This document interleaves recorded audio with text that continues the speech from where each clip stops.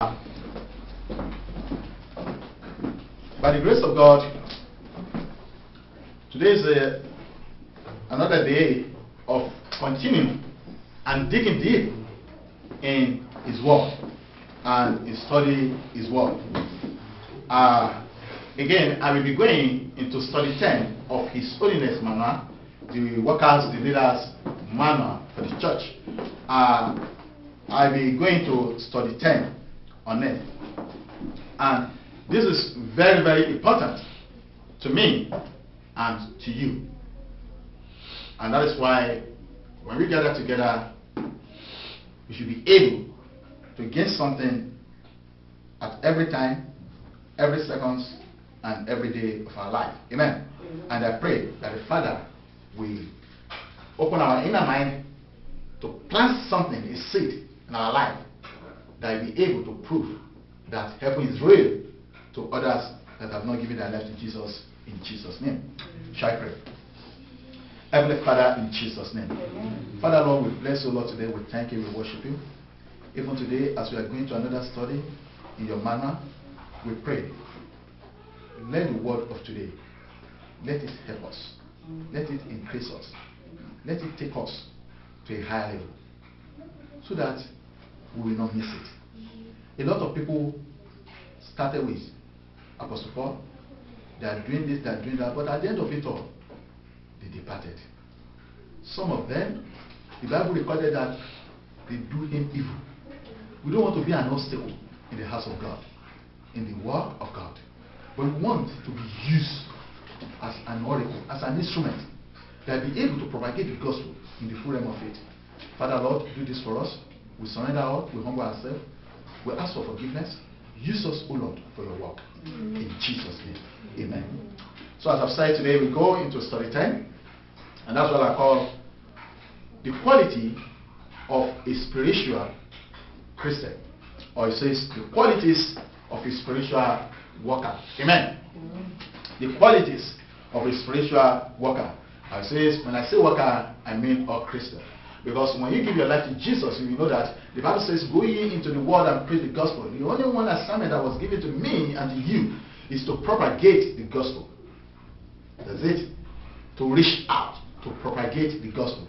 Anyhow you want to do it, however you're going to do it, propagate the gospel. Be part of it. Be part of the system. Contribute. Make sure you cover the gap. Look at the gap. You'll be given a gift from above. Look at the gap. Wherever your church is, fill the gap, fill the vacuum, do something, propagate the gospel. That's the only assignment. This world will end one day, and everything in it that comes out of it ends there. But the life eternal is the one of the Father. But there is qualities that has to be found in us as a spiritual brother and a spiritual sister and as a spiritual worker. Amen. Today, I will just speak on 4 points. And point number 1 is a spirituality in life. Our life, that's the study 10 of our manual. Spirituality in life. What I mean by this, a Christian, a brother, a sister that have given their life to Jesus must be spirit-filled in every area. Let's see the book of Ephesians.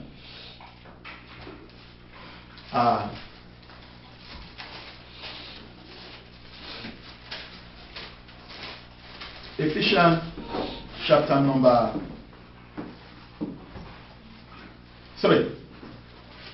Let me start from chapter number 3, verse 19. Ephesians chapter number 3, verse 19. Are we all there?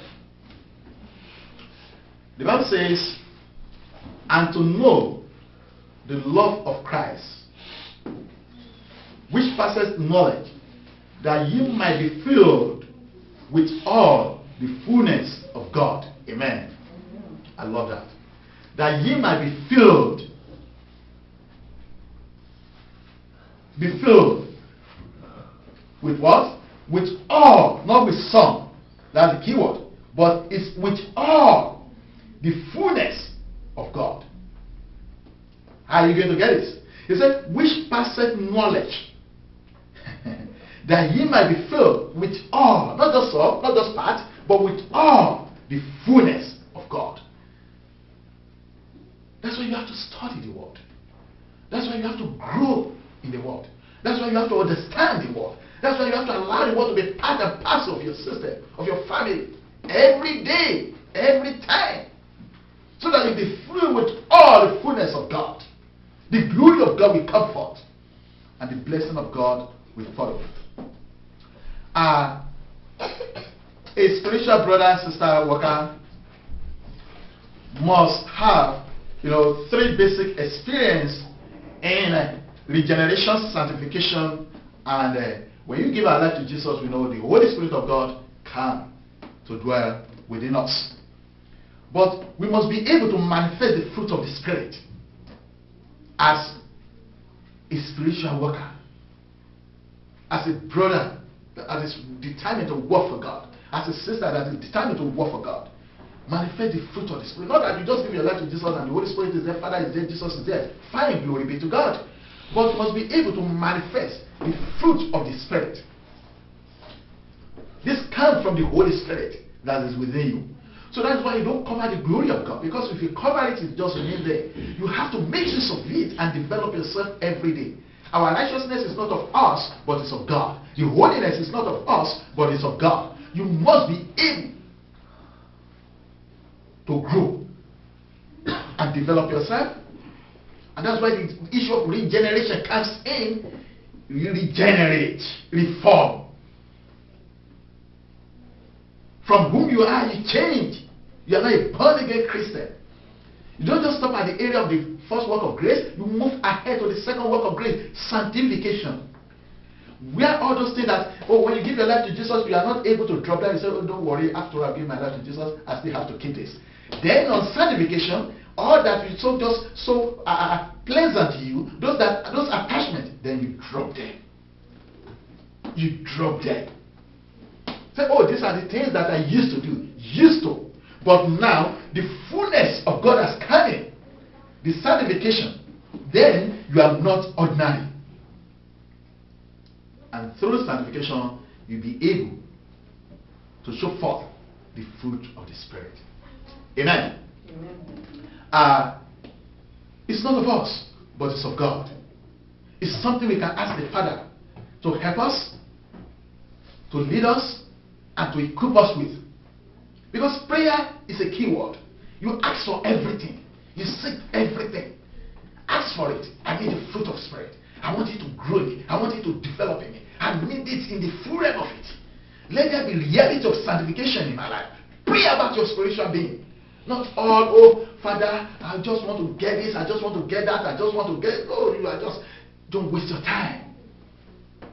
Seek ye first the kingdom of God. What is the kingdom of God? It's not only giving your life to Jesus. Seek ye first the kingdom of God is get the fullness of the kingdom. Get the fullness of the Spirit. Then all other things will be added unto you. Don't stop at giving your life to Jesus. The Bible says, as you seek first the kingdom of God, yes, I'm giving my life to Jesus, I have to relax. No, it's more than that. Get the fullness of it. Be filled up with it. Get all the benefits. What's the point of you being a child of God and you don't have the fullness of the Spirit? You don't get the benefit that attached to it. You are being called a child of the president and you are just outside there. There is no point to prove that you're a child of president. You get my point? Seeking first the kingdom of God, you must be able to see the reality of heaven in your life. Sanctification. Then, let the glory of God come forth. And let God prove himself. That's why we have to pray. We can't just do it alone. We have to ask the Father. A worker who is not spiritually or spiritual will only bring unfruitfulness into the house of God. When you are really spiritual, and you have what the Bible says in verse 19, that with all fullness of God, the proof of the fullness of God, when you have it, then you'll be profitable unto the gospel of Christ. You will not be sterile. You'll be producing. You'll be a brand. and you be an added value to the kingdom of the Father. You see, if we don't do that belongs to the Father, if you don't get the fullness of this kingdom of God, then there is tendency of bringing bankruptcy into the spiritual environment where we are. Are you going to bring bankruptcy? It's not only the financial, no, it's also in the spiritual. Very well now, so look, you see, because of what is happening there, because of what is happening here, I've decided not to go to any church, I've decided not to just do anything. Okay, after I will be even going to church so that I'll be able to know that I'm not forsaking the assembly of one another, but I'm not going to be a worker again. I'm not going to. You have become a bankruptcy. You brought bankruptcy into the household of God. You must be productive. You should be able to produce. You should be able to be fulfilled. You should be able to add value to the gospel. You are not serving man, but you are serving God. So that's why that you are doing, go anywhere you are, continue to do it. There is danger in sitting back. If you're a worker, continue. Wherever you are going, continue to do that you are doing for God. You are not doing for man, you are doing for God. Bankruptcy is a dangerous thing. When you are not producing, when you are not being fruitful, you should be able to do it. People will say whatever they like. It's their mouth, they have to make use of their mouths. You don't worry about that. Wash it away with the blood of Jesus and move on. Move on. Find a living church. Do the work of the Father. That gift that you've been given, don't cover it. Don't cover the glory of God. Make use of it. Grow in it. So that the issue of bankruptcy in the churches will be able to be eradicated by the glory and through the mercy of our Lord Jesus Christ. If you are spiritual, it will definitely affect in a positive way the church that you are. People will see the benefit of it. They say, oh, by the grace of God, we bless God for his life. By the grace of God, we bless God for our life. By the grace of God, we bless God for that brother, for that sister, despite the fact that he's still in school, but we thank God for his life. That is it. You are added value to the gospel. There is something in you that God has deposited in you where you want to use it. Identify it, pray to God, and start doing it. Don't be hindered. Start doing it. That's why our spiritual life is very, very important, because not only to us, but to others that are connected to us, that are in the same church with us, and that are Christian like us, and those that have not even given their life to Jesus. Let us be productive. Let us be added value. Let our life add value to the kingdom of God. Don't let us use our mouth or our way of life to ridicule people, but let us be an added value to his kingdom. Grow in the world. Amen. Amen. If you don't have it, the qualities, sit there. Pray for it. Ask the Father. Number 2, servanthood in mind. Servanthood in mind. We all know that the story of Jesus, when the disciples asked him, they think about position. And even the mother of 2 of them, asked to ask that, look, at the end of it all, can one of my child be on your right and one on your left? Position. So this has been from generation. This has been from beginning. It has been in the Old Testament. It will come again in the New Testament. So we can't just rule it out. But the most important thing is, let us have a servanthood in mind. Let's see the book of Matthew chapter 20. Matthew chapter number 20. And quickly I read verse 27 and 28. The Bible says, even as the Son of Man came not to be ministered unto, but to minister, and to give his life a ransom for many. Not about, and this and that, but to minister, and to give his life a ransom to men. And as they departed from Jericho, a great multitude followed him. Amen. So, he let them know, 27 and 28. 27, and whosoever will be chief among you, let him be your servant. Amen. Amen. Now, that is it. That is it. Let us have that servanthood in mind. And the same thing happened in Acts of Apostles chapter number 20. Or let me read The same Matthew 10. Matthew 10, 16 and 17. Then before I give conclusion. Matthew 10, 16 and 17. Verse 16 and 17. The Bible says, behold, I send you forth as a sheep in the midst of a wolves. But ye therefore wise as serpent and harmless as dove. Be careful now. Wise as serpent. There are some people that are wise as serpent.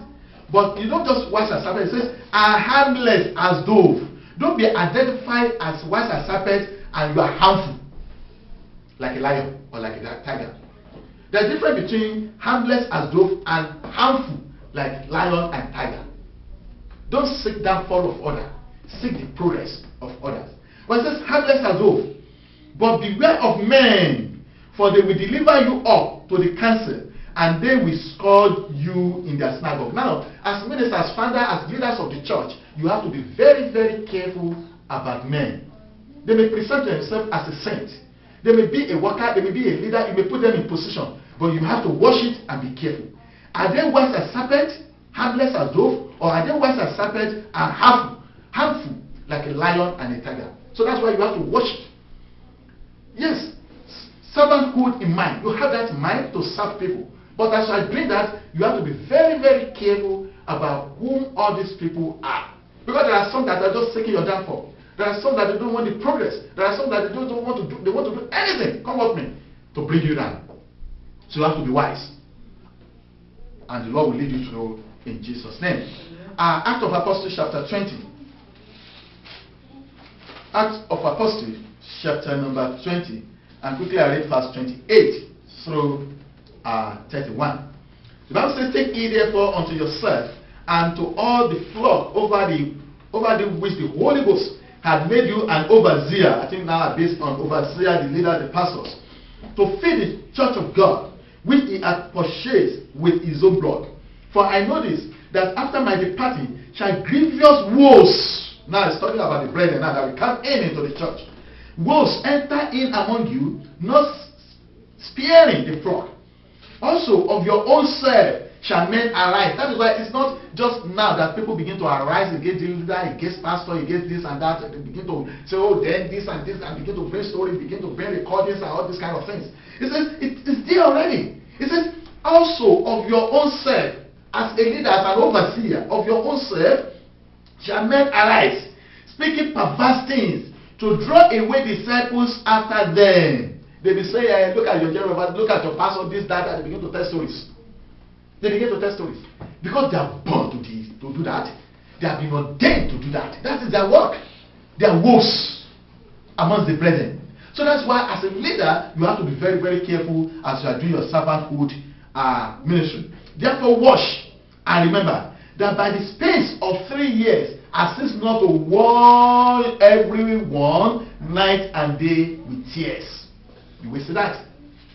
That is warning for overseers, for the pastors, for the leaders in the church. He says it will go the time that the people will come as wolves. They are brethren. They will say, oh, they give their life to Jesus, but they want to seek your downfall.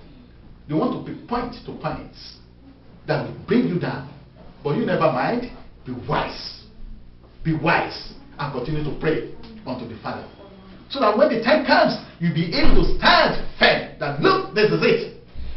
He says, what is their aim? What do they really want to do? In verse 30.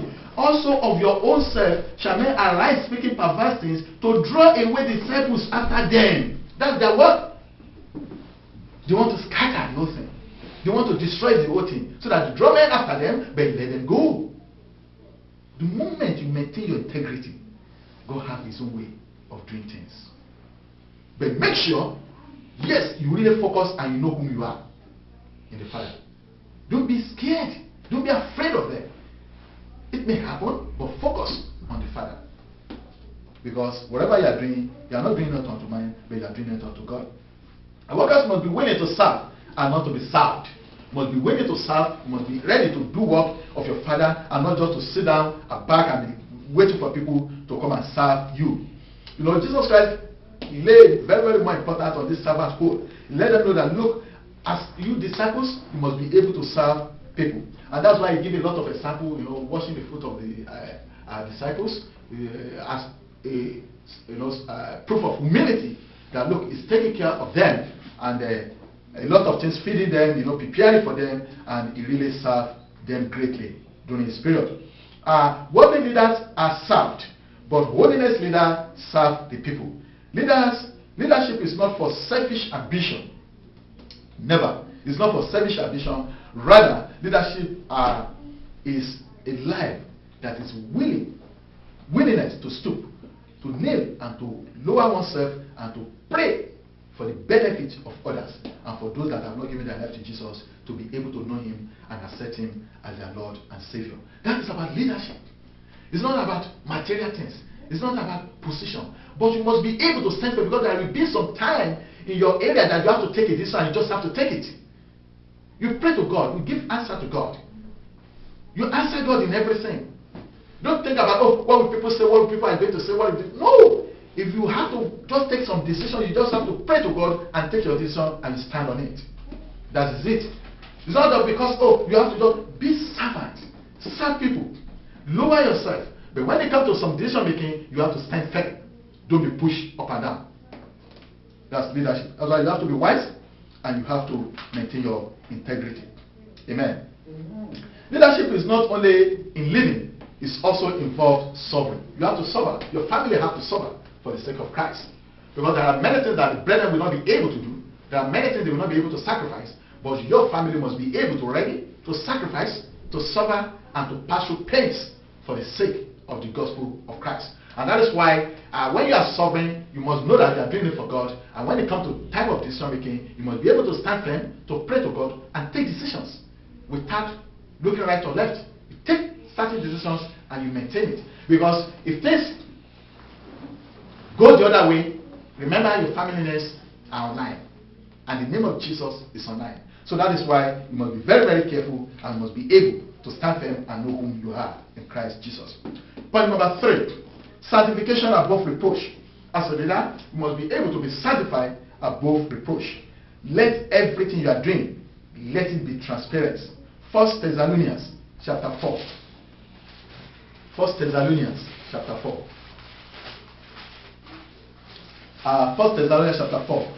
I read verse 3 through 7. 3 through 7. The Bible says, for this is the will of God, even your sanctification. Amen. Even your sanctification. That you should abstain from fornication, that every one of you should know how to possess his vessel in sanctification and honor, not in the lust of concupiscence, even as the Gentiles which know not God, that no man go beyond and defraud his brother in any matter, because that the Lord is the avenger of our church, as we also have forewarned you and testified. For God hath not called us unto uncleanness, but unto holiness. Amen. That is why it's either holiness or nothing. It's either holiness or nothing. We base on holiness, and we pray that this God, by prayer, He will see us through in Jesus' name. Amen. Sanctification above reproach. That is it. Don't take advantage.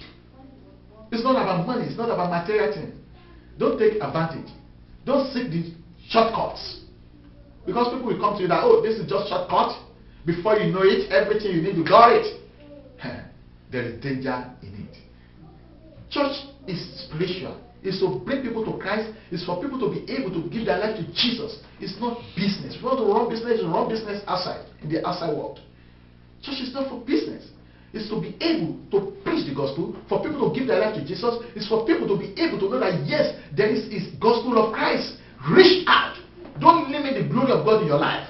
Through media, through every means that you can do it, TV, any channel, reach out. Social media, reach out. Reach out to people outside there. Reach out. Don't be scared. Don't be afraid. Don't be ashamed of the gospel of Christ. Amen. Sanctification above reproach. Let your yea be yea, and let people know you for your words. Let them know you for your word. Be careful. People are there written down. People are there recording. People are there monitoring. But you have to be very, very careful about your life, so that you will not bring reproach unto the name of Christ. Amen. You should be above reproach as a leader, as a preacher, as a worker. Every worker, this, pertains to every worker, not only worker, every Christian as a whole. Your character must not give an open foothold for attack in future. Let everywhere be sealed. Don't give room for attack in future. Though people will surely say something, they are human beings, they have their mouth to talk. But when you know what you are doing and you know the God that you are serving, never you mind whatever anyone says. If you are a leader in the church, you have to know that the church is people come, people go. Maintain your integrity, focus, and do that God has sent you to do. You give account to God at the end of it all. But never leave rooms for attack. Make sure you study the word, you digest the word, and make sure you grow in it. That is why you should not seek the physical thing. If God wants to bless you, God will bless you in His own way. That people will know that this is not of man. Nobody will be able to take the glory. The glory will belong to God. Don't seek it. Don't think because of this person in my church is so rich, that person is rich, so I have to just do whatever they say so that they will be able to help me. That is rubbish. If you are spiritual, if you are sound, that's why you have to suffer for the sake of the gospel. Your family must be ready to suffer for the sake of the gospel. You don't just be seeking the king's meal up and down. Because what will happen is they will feed you with a king's meal and they begin to direct your life, they begin to toss you up and down, and before you know it, you lose your integrity. You must be able to maintain your integrity, you must be able to focus, and you must be able, as a leader, as a worker in the church, to know what you are doing. And when you do this, the Lord Almighty will see you through in Jesus' name. There will be attack, definitely. But if people plot against you, and you are on a holiness way, you are a real Christian, you are a real brother, all their plot will turn to vanity, and it will surely fail in the name of Jesus, because they will have no ground. Don't give room for adversity to launch any campaign against you as a leader. As a worker, focus. Focus. If I say the trial will not come, the attack will not come, the reproach will not come, in the Bible it has come. It comes during the period of Apostle Paul. It says, he mentioned the names that these people do much evil. He recorded it down in the scripture for me and for you. So that is why everything we are doing in the house of God, we have to watch it. We have to be very careful, and we have to pray about our spiritual life. People are there to do you evil. No matter how close, but you must be able to know that you are serving a living God, and you must be able to focus on that God that you are serving, and it's only Him that can add to that you are doing, and that can bless it, and He surely bless us in everything we are doing in Jesus' name. But number 4, sound mentality. Sound mentality. Sound mentality. Amen. Amen. Here, a worker must have a well-balanced state of mind resulting from habitual self-restraint. He must be very disciplined, able to bridle his passion. He should be able to control every part of his life. That's sound mentality. Mentally, you must be sound.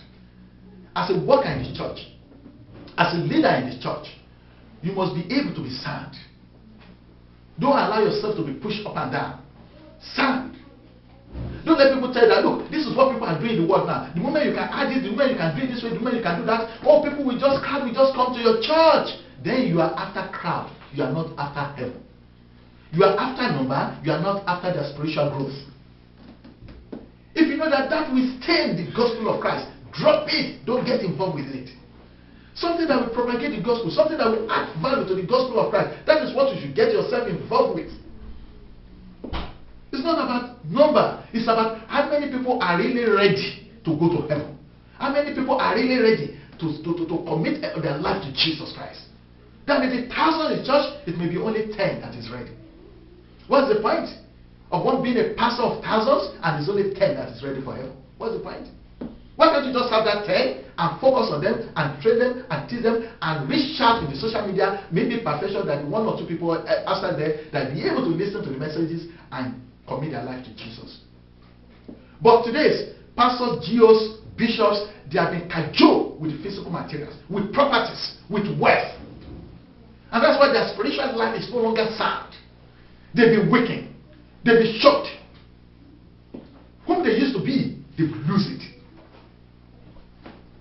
Because of wealth of this present world.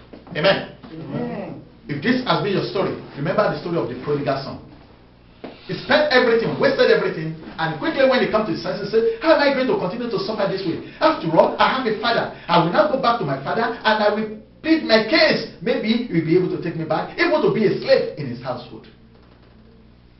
That is why if you get it wrong as a leader, it's never too late. Go back, just be ordinary worker, start again, and begin to build yourself up.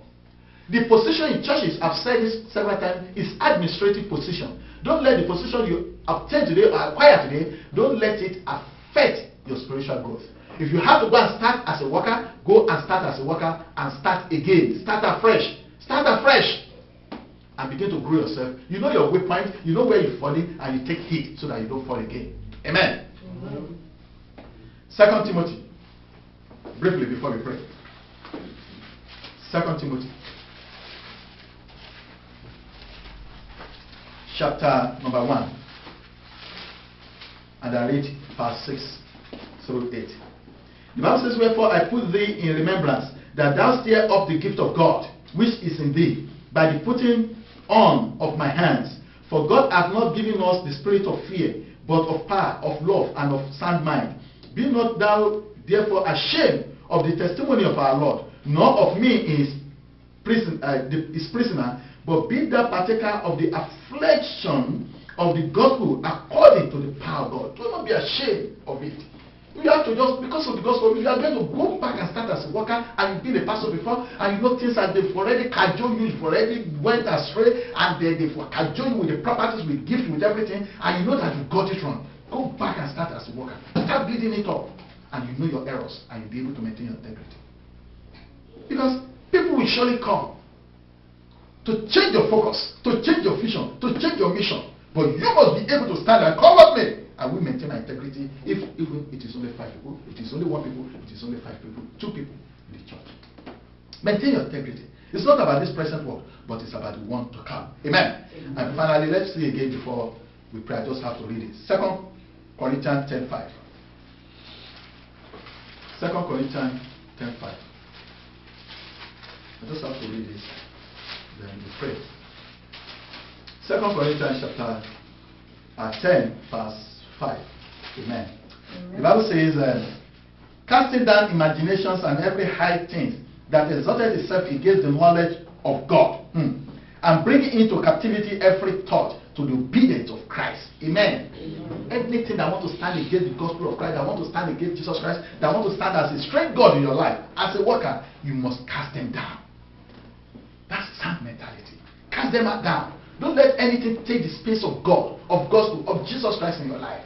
Don't let the material thing, don't let position, don't let whatsoever it may be, take it. Cast it out. Cast it down. Amen. Amen. And by doing this, we'll be able to get those qualities, and the Lord Almighty will see us through in Jesus' name. Shall we pray?